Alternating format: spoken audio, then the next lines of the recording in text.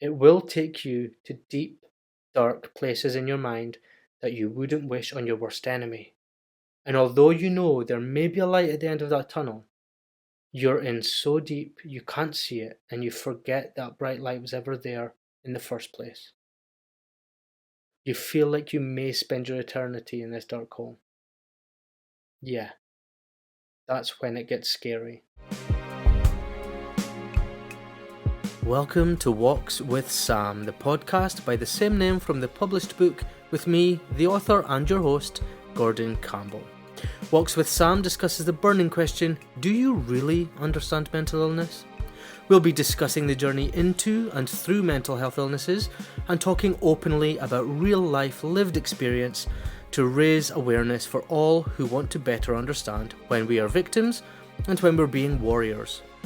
We know how important mental health awareness is, so you can show your support for free by sharing this podcast and the book with your own support groups, leaving a review on the book on Amazon or Kindle, subscribing to the podcast, or if you'd like to support the unpaid work that we do and you do find it valuable, please do purchase your own copy or gift a copy to others in your life who you think would also benefit. It's an emotional journey ahead, so we will keep it lighthearted, and please do bear in mind that there will be references that may be triggering to some, so please do stop and come back in as you feel necessary. Enjoy the journey, and let's take a walk with Sam. Welcome back to the podcast Walks with Sam. I'm Gordy Campbell, your host and author, and in this episode I'll be talking you through a few more chapters in the book following on from the previous episodes in the podcast. This is your opportunity to hear and process some of the issues in each chapter as one entire part. Take some time out to settle into it and try to better understand the journey of mental illness. Please do take a break if needed, and if you feel any of the content becomes sensitive. Saturday, 9th of June, Sam's Journal. I woke up early today. Shortly after, I heard Nick leaving for work. It was around 8:45 a.m. My head feels really hazy today, which is weird. I wasn't drinking last night. Maybe I ate too much sugar and had too much Diet Coke. The doctor did say these can cause depressive spells if we have too much. Maybe today I'll avoid caffeine completely. I'll try. Once I had some tea, caffeine, I got myself ready and then we went to the park. Ollie's tail was almost separating from his body as he wagged with such excitement and tripped out of the front door. Why was he so excited today? Caffeine? Probably not. From yesterday's walk, we never walked for as long as today. I think Ollie may need to go for a walk a little less than we have been. Excited or not, he's clearly getting weak in the legs. From one day to the next, it's not consistent. So I'll assess it each day, I guess. I don't want to make his health any worse, poor boy. In terms of my mood, I've been a bit funny today. One moment I felt fine and like myself, or relatively normal. Then all of a sudden, I have a sudden burst of anger and I go in a horrible mood, down and sullen. Anxieties about tomorrow's meeting are playing on my mind. I'm feeling quite uptight and worried. In general, I've started to worry about returning to work. But I'm not sure I actually do need this meeting in order to reassure me, especially with how I'm feeling and how that will match my plan to move forward for the best. We watched a film this afternoon, which was nice. Nick was... Wait, no we never. That was yesterday. Today we watched something on television before Nick went out to perform at his gig with the band. I've been thinking that Nick seems to be spending more time out of the house more recently. I'm probably not very good company at times because I struggle to focus or have very in-depth conversations at times still. But if he's feeling nervous or awkward with me, I'd rather know so that I can at least try and find a way to deal with it to help us both. In a way, I'm starting to feel that my situation is being avoided by him rather than supported, and the support is being delegated to his friends and family. Not very helpful for me with the situation I'm in, but once I've got tomorrow out of the way, I'll have a chat with him. This evening, I learned some new editing techniques and used my time productively to develop my knowledge.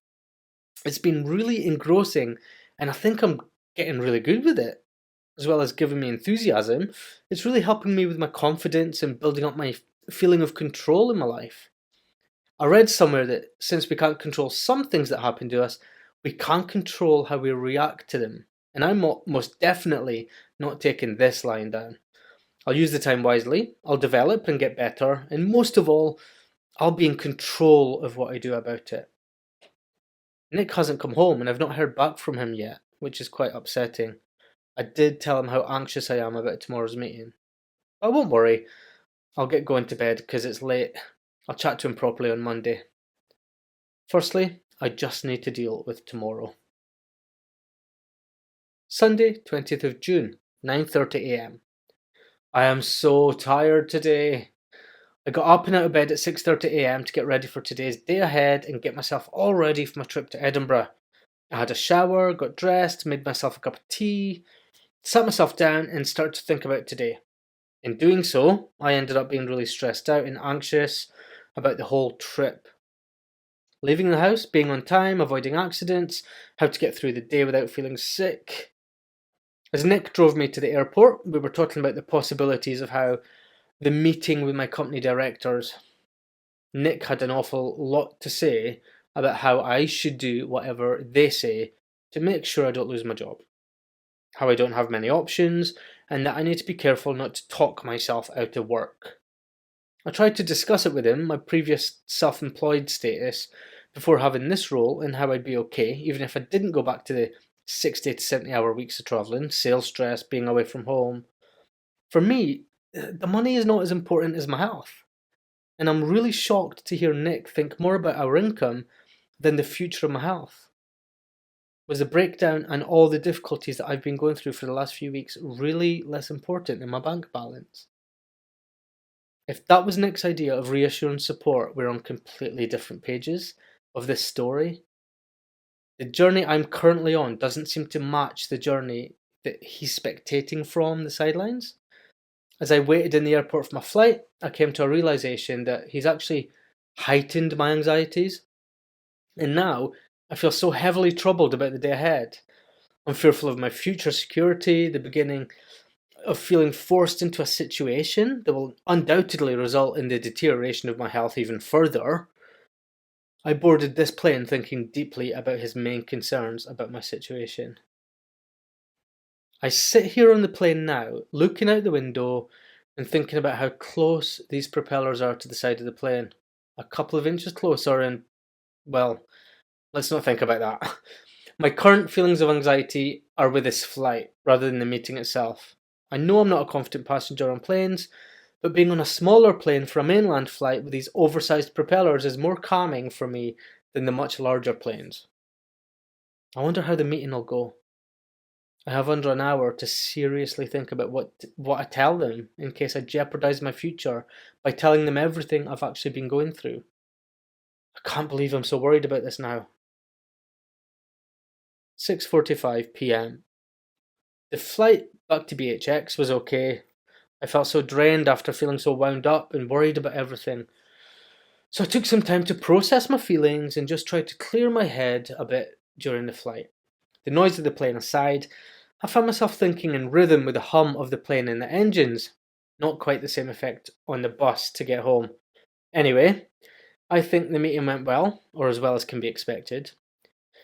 I had a moment of clarity as the plane landed in Edinburgh. Dr. Baxter told me when I saw him last that I had to find a way to accept this in order to find a way to move forward. And I cannot do that without being 100% honest about what's happening. I have to go in my own situation and be in control of it. I decided that before I exited the arrivals lounge. I would let everything out to be seen and then let the universe handle how it wants to help me further. I know the outcome of today's meeting is out of my control, but the worst thing I think I could have done today is be selective with the details of my situation. I was completely open, and I told the directors about all my anxieties, the depression, conversations with Dr. Baxter, and everything that's been happening with me for the last couple of months before the breakdown kicked in. They listened quite intently, and as they were making notes on everything I was saying, I thought I'd have felt more inhibited to be so open about everything. As I spoke honestly about my work stress and anxieties about the job role, I started to think they were empty, pointless, and had no logic behind them. Once again, as I doubt myself, I hear the clarity in my voice about why I should just get it all out in the open. Nothing much was said back to me as I was talking. I did feel that they were trying to understand my position with the illness. They spoke to me about possible soft returns to work and that they would take today's meeting notes away, find a suitable method of supporting me in the best way. So, from the sounds of it, I think they'll be really accommodating. And looking back, I'm not sure why I ever felt so agitated and afraid about being transparent with everything. I don't know why I feel so incapable of doing the job, other than my self confidence being so much lower than it used to be. I hope they'll do their best to understand my current condition after today. And I need to remember how different my career is than some. As a public speaker, I can feel more in tune with my return to work and anxiousness. Nick had made me feel so anxious about telling my work about the illness. I haven't really gone into much detail about the meeting. I can't stop feeling like his priorities are misplaced, and maybe I need to be my own support for the time being. Utilize the people who are non biased and understand a bit deeper. I'll think more about this later. I feel sick. I've just done a lot of reading through this journey, and as I ponder on my feelings a bit deeper, I feel a nice sense of normality that as I'm feeling clearer about myself, I also seem to have a more coherent approach on how I should influence and manage my own actions. As I read through this diary, it's also becoming apparent that I'm taking back a lot of my own control and using this as a way to escape my past and release a lot of confusion at the same time. End Sam's journal. Paternal pain and a maternal melancholy. Siobhan, 42 years old. It's been so long that I can't remember when it all started. I've been experiencing anxiety and depression too long to know when it began. I honestly put it down to having a traumatic childhood. My parents divorced before I was 5 years old, which was very upsetting for me. I do remember sitting down with my dad on the edge of his mum's bed. I thought I'd done something wrong, and he was going to tell me off, and then he proceeded to tell me that he was leaving mum. It was clear that he was telling me he didn't love her anymore, and then we had a chat about what love meant and why it was important for me to understand why he couldn't be in the house anymore. I think at that age it was all very new, and as I stood looking through the side window as he walked up and off the driveway, I ran to Mum in the front room and just started crying. Oh, how much I cried for days! It seemed to never end. I missed him so much. As we settled into new routines and found a new way to live separately, without Dad in the same house, Mum met a new man and eventually they got married. He treated me differently than any other man I'd ever met as a child, and it wasn't until I was in my mid teens that I fully realised I was being sexually abused by this man.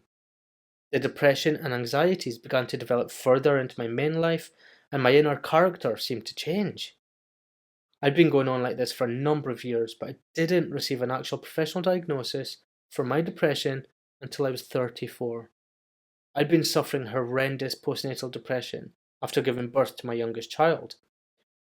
I was diagnosed with borderline personality disorder, which I hate because it makes me feel like I'm being a Jekyll and Hyde kind of character when I'm not. It's not about my personality behind my actions, it's about my emotional state, not too different from many other mental health diagnoses. I actually personally prefer the phrase emotionally unstable personality disorder, EUPD. My ongoing anxiety and depression are daily symptoms of it, but my emotions can lead my actions whilst I try to regain control of my feelings with my own coping strategies. I feel that most people jump to the worst case scenario when they hear the name of my condition. I don't like situations where I'm meeting new people, as I worry they won't like me or get me. Occasionally, I also sometimes like the opportunity to meet somebody new because I know that they don't know the real me with all my complexities, and for a short while, I can feel like I'm somebody other than myself, being unjudged and without scrutiny of who I really am, which I understand can seem a bit weird to some people.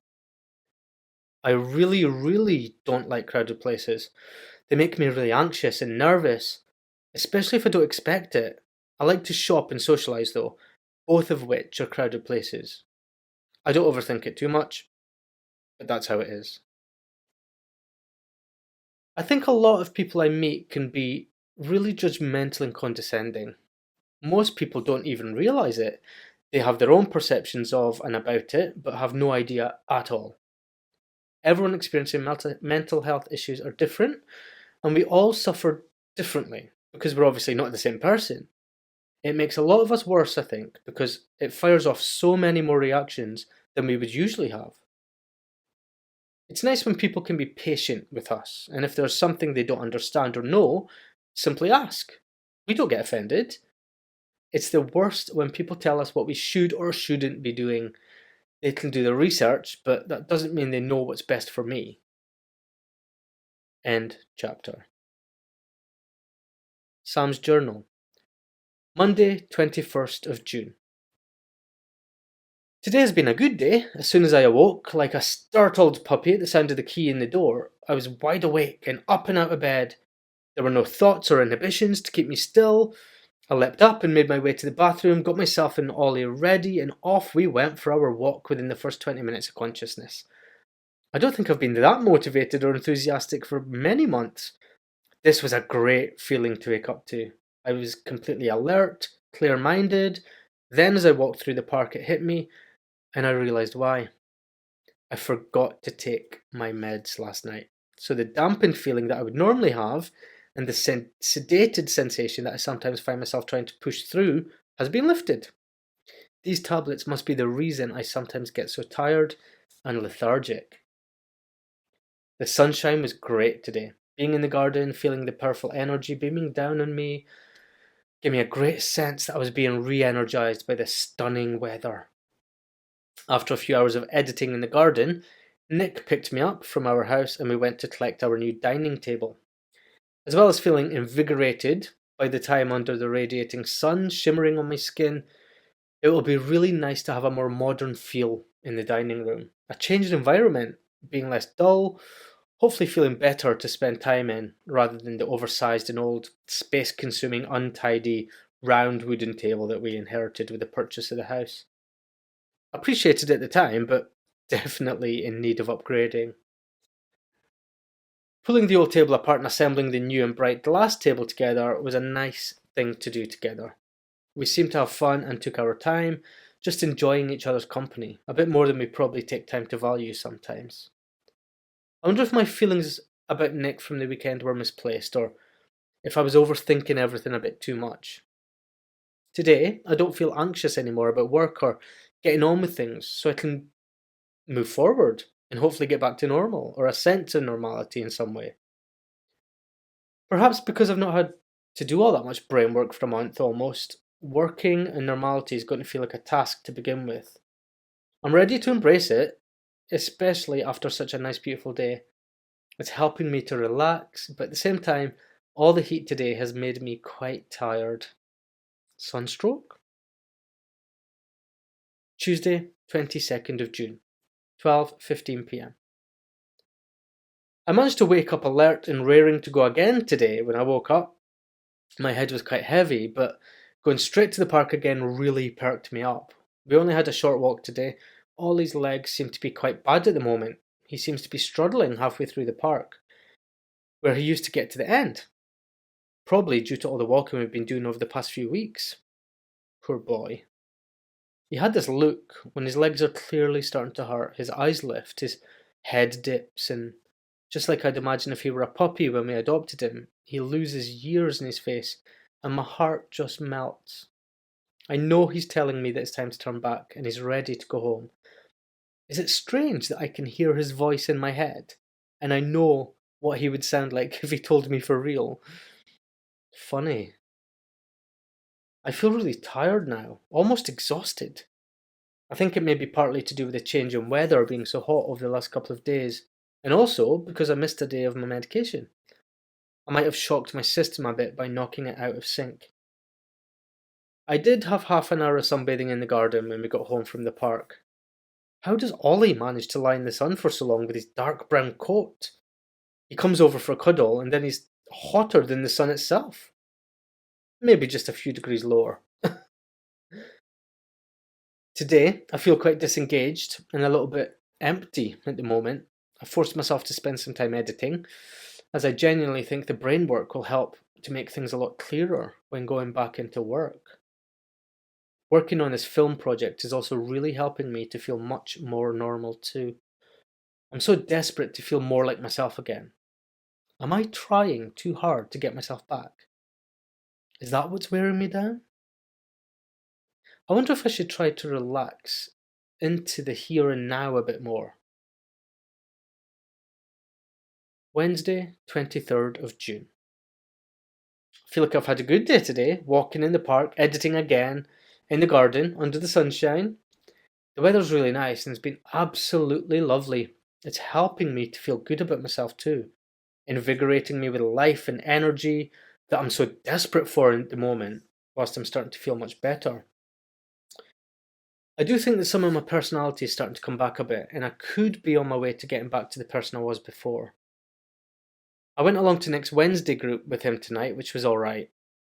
I was apprehensive following last week's abandonment and what everyone might say to me. I can't really say that I enjoy Wednesday group as much as I used to when I'd go. Not that I'd go each week anyway. After all, these guys have all known each other for a number of years, and I would sometimes feel out of place. Since having the breakdown, crowds like these are just uncomfortable. But Nick was so adamant that I have to go and be around people. I don't want to suggest that he puts me first and misses out on his social life, so I accompanied him. I found a common ground tonight between the small crowd of 8 of us, and I even made an effort to converse and not allow my thoughts to take over. I joined in with discussions though, but did find myself phasing in and out at times, becoming quite bored, and then before I knew it, there was a room full of eyes looking at me. Everyone was waiting awkwardly for me to answer questions that I didn't even hear. There are only so many times you can tell an entire group that you aren't listening before it starts to come across as rude, obnoxious, and downright impolite. Then the anxieties start. Why is everyone staring at me? Should I have just stayed at home? I bet they're all going to be talking about me when I leave.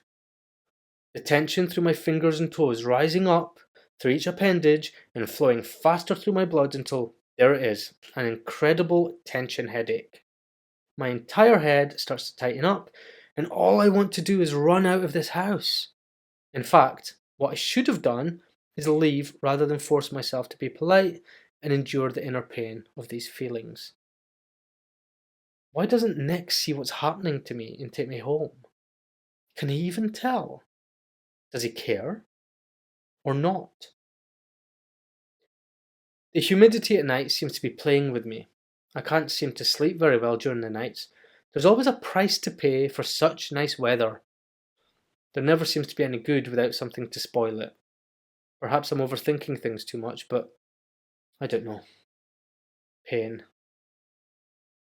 Am I analysing myself too much, I wonder? Time to calm down. End Sam's journal. The sound of stress. Susan, 41 years old.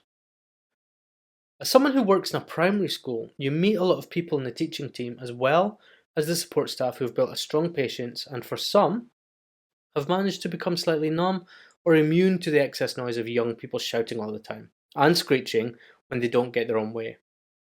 Unfortunately, I was not one of those people. After a while, I started to realise that I'd been feeling very low on a regular basis. I stopped finding enjoyment in the areas of my life that used to bring me such amazing happiness, and my ability to deal with everyday situations started to falter also. I began to get very stressed and uptight, a feeling that was not so familiar to me, and for a while I went through the motions, at work, in my life, socially, each and every day getting worse to deal with. Eventually, and quite unexpectedly, I had what I can only describe as a breakdown at work. At the time, I worked with 4 and 5-year-olds with severe learning difficulties. One of the children was screaming constantly. The sound was high-pitched like a siren, piercing every ounce of my inner ear to the extent that I would start to flinch and my body would become tight and I'd start to experience a type of fear every time it happened. One day, as the child continued to scream through no fault of his own, it was just enough to send me into a complete meltdown. I went into a severe panic, I burst into tears, felt like I couldn't cope as everything happening around me went into a spiral, and I lost focus of everything that was going on. I was taken from the room by one of my colleagues into the head teacher's office, which at the time added to my turmoil as I felt this was too similar to the scenario of a child being told off and their parents being called.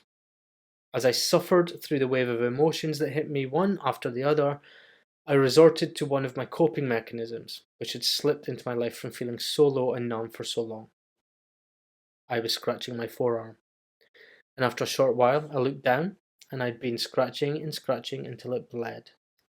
Strangely enough for me, it felt like the right thing to do, and from then on, when I spiraled downwards into my darkness at home, I would use a serrated knife to cut myself. It would help me to feel things much quicker than slicing the skin with a sharp edge. Unlike the sharp knives, I learned that each notch could pick through each layer of skin, and if I took some time to focus, not only could I feel something again, but I could almost smile about it. I've never actually told anyone this before, until now, as I've written it down for you. From my breakdown at work, I was referred for counselling and to mental health services. My mental health team did the assessments on me, and I was medically suspended from work. 6 months suspension meant that I'd spend that time as a prisoner of my own home and in my own mind. It went from bad to worse, and I was put on many different medications so they could try to bring me out of the mental state that I was in. I wasn't functioning anymore. Any semblance of the person I was had completely passed me by. I became addicted to paracetamol. Sometimes I'd regularly take a few boxes before going to bed, not knowing or even caring if I would wake up the following day. As the months went on and the appointments or tests carried on, I was finally diagnosed with borderline personality disorder. I'd always imagined personality disorders to be something like the Joker from Batman or James McAvoy's character Kevin in Split. But as I learned more about my condition, I understood that I wasn't in a danger to anyone else. It was myself and my own personality that was in danger because of my emotional stability being out of sync. The stigmatism of personality disorders are quite worrying for me because a lot of people jump to the worst ideas because they only have movies and extreme characters as their point of reference. I now do my best to explain what it's really like when anyone tries to understand me better. I still struggle sometimes and I have my slips, but I've come to terms with my condition, and because I've been through a lot to accept it myself, I know it can be difficult for outsiders to get it too. I find that keeping myself busy or active or exercising helps to keep me stable. I use my physical activity and gym life as a focus to keep myself grounded and release any built up tension or stress that I previously never had an outlet for. When asked, I always tell people it's okay to have a wobble because we can't control it, but don't unpack your emotions and live there.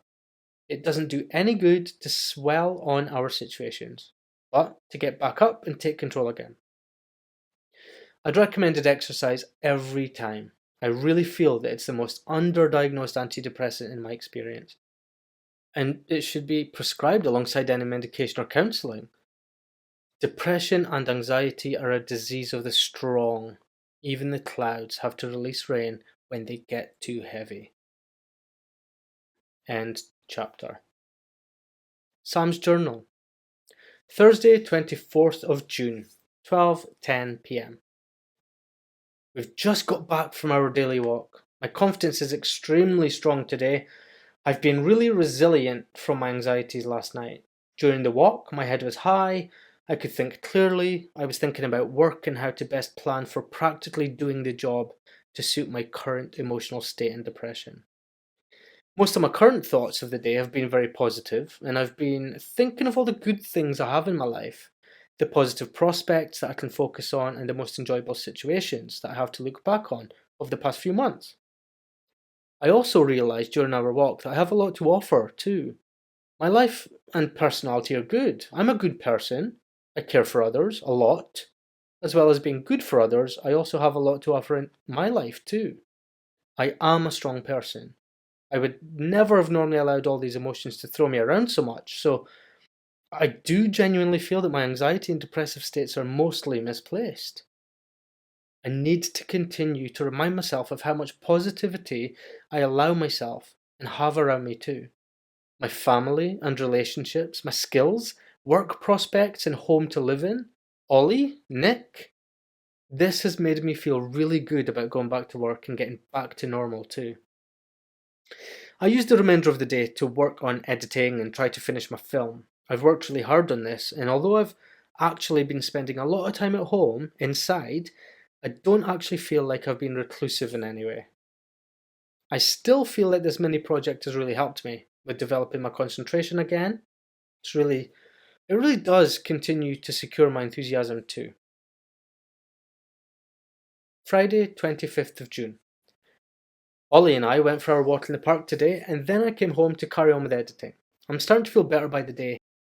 I understand certain situations much better, I can think and feel better about my emotional states, and in some instances, I can tell myself how I will feel before a special anxiety or emotion comes along.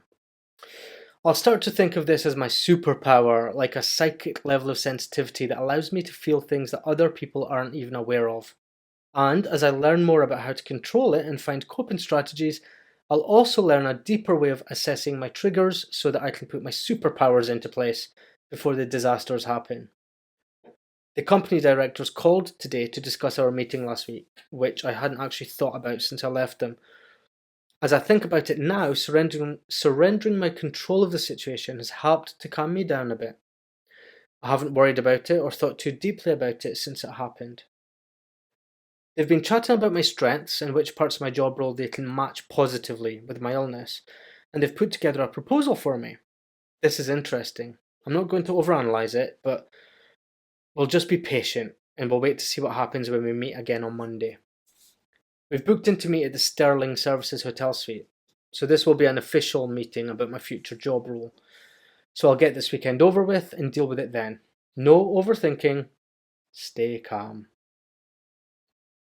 Saturday, 26th of June. I had fun today. Ollie and I went to the park for our walkies and then came home to fix the gate with Nick. We've been meaning to get this done for a while and planned to spend some time together to do it earlier in the week. It took a couple of hours, but I really enjoyed doing it.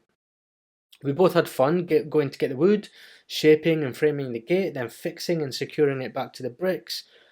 For something that sounds so mundane and boring, I think just having Nick with me was really nice. He's so often running out to rehearsals, his shows or gigs.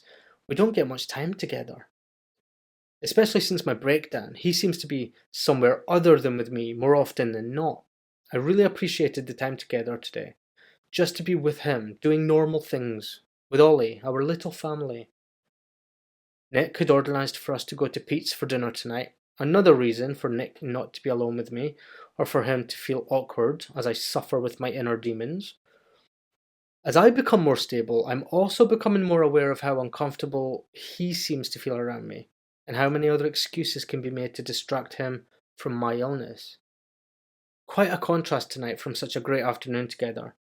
I sat quite bored and thinking of how angry Pete made me last time we saw each other, and he hijacked our walk and then patronised me for a couple of hours, making me feel more hopeless than I now know myself to actually be.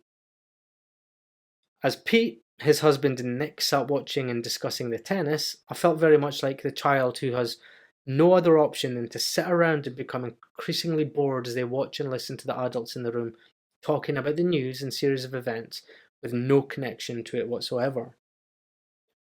I sat there completely disengaged for over an hour, mostly in silence, with no interest or knowledge of tennis, the players or Wimbledon events, apart from some small talk with Pete's husband Craig as I helped him, and we made ham salad for dinner.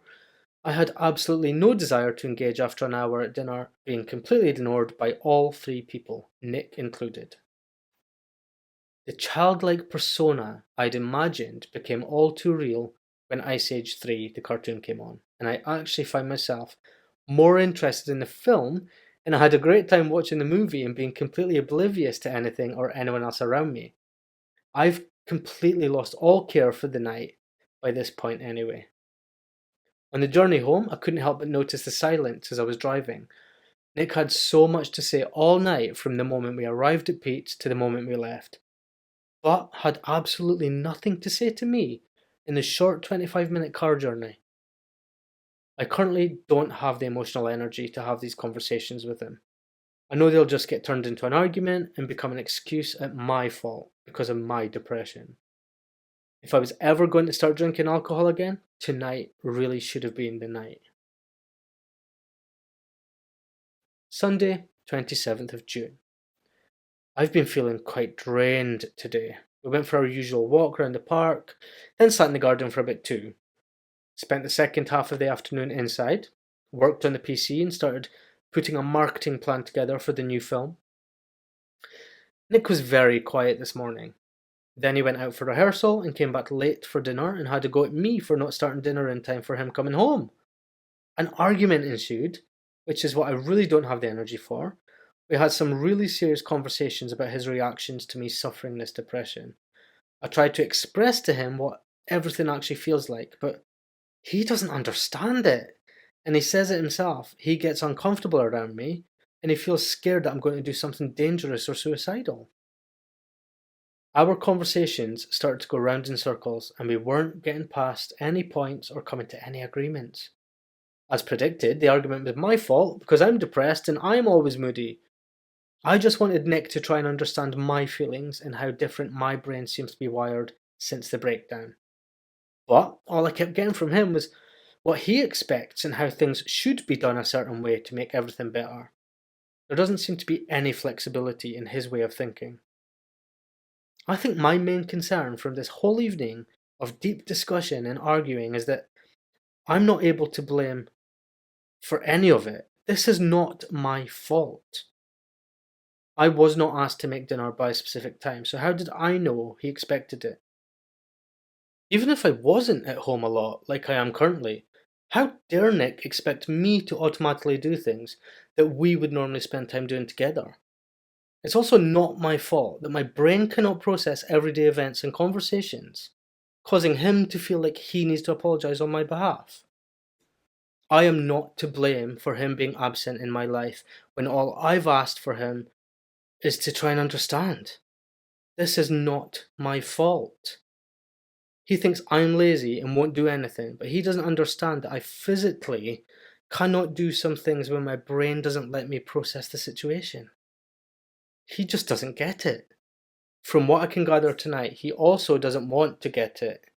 There's no empathy at all for him to even attempt to understand me. Nick has gone up to bed because I keep crying and he doesn't know what to do. I am devastated right now. I'm so deeply upset, and I feel that if he's so unwilling to be there for me, I should probably be on my own instead. I hate feeling like this. So alone and abandoned when all I really need is for him to support me, hug me, and just tell me it'll be alright. Just to be by my side as I fight my way through the darkness. Just be there. Listen to what I'm going through and support me as I fight it. Pain.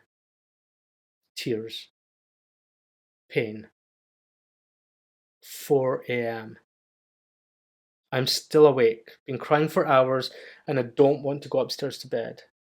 My upset turns to anger, and then I get more upset for being so angry. I'm so angry at Nick for upsetting me so much and then leaving me alone to deal with my pain that he caused by shouting at me and accusing me of being responsible for everything that's happening to me. After years of not smoking, right now seems like a brilliant time to start again. End chapter. A note for Sam. Sam, when this all starts, remember what we know. We know depression is a chemical imbalance in your brain. It's just science. It makes you sad when you've got nothing to be sad about, and when you have that outer body experience, that is depression. It makes you want to not be here on this earth anymore, but then be here living your best life in the same time and existence, all whilst you watch from afar. It will take you to deep, dark places in your mind that you wouldn't wish on your worst enemy. And although you know there may be a light at the end of that tunnel, you're in so deep you can't see it, and you forget that bright light was ever there in the first place. You feel like you may spend your eternity in this dark hole. Yeah, that's when it gets scary. You don't know if you're going to come out the other side, so it makes you think about how worthless you are, and it reminds you that everyone in the world agrees. They tell you that no one likes you, and confirm your ideas that the world would be better without you. Then, like magic, you become fully conscious and aware as you see yourself standing over the edge of a cliff, looking down over a beautiful coast and listening to the calming sounds of nature as it drives the sea towards you, splashing beneath you off the rocky surfaces. It drowns out most of the voices in your head, and then just as you're about to take that one step to end all this pain to silence, the voices during your inner madness, you then feel isolated instead of free, because you now feel awful and hate yourself, because you're actually a parent, and in reality have so much to live for. You realize that you actually do know within yourself that no one could bring your kid up better than you could, and you're now forced to feel so guilty. This guilt hits so bad. You almost killed yourself, Sam. You weren't there for your child. Where were you? Where were you, Sam? This depression. We know it's horrible. We know it forces you into all the places and situations that you don't want to go. But explaining that to someone who's never been through it is tough. Near impossible at times. And let me tell you, Sam, no, they will never get it. Not like you get it. Not like I get it. But keep up the hope that no matter what, they will stand by your side when you have your worst days, even your cliffside days. Sam, that's depression. It's evil. It's a monster. It lives inside you, and you cannot always find control over it. That's okay. We can medicate the monster for a while, but we also need to be strong. Be strong with us, Sam. We will live with our best feelings, and we will find our emotions again. We promise. We promise.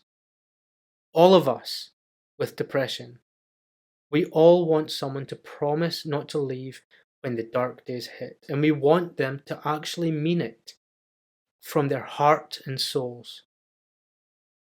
And for when they don't know how, that's fine, because we've got each other.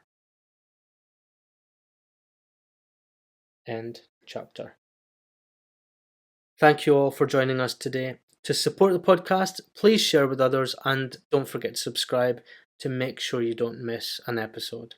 You can also like each episode and review the book on Amazon and share the book with others for free on Kindle Unlimited, or gift a paperback copy to those who you feel may benefit also.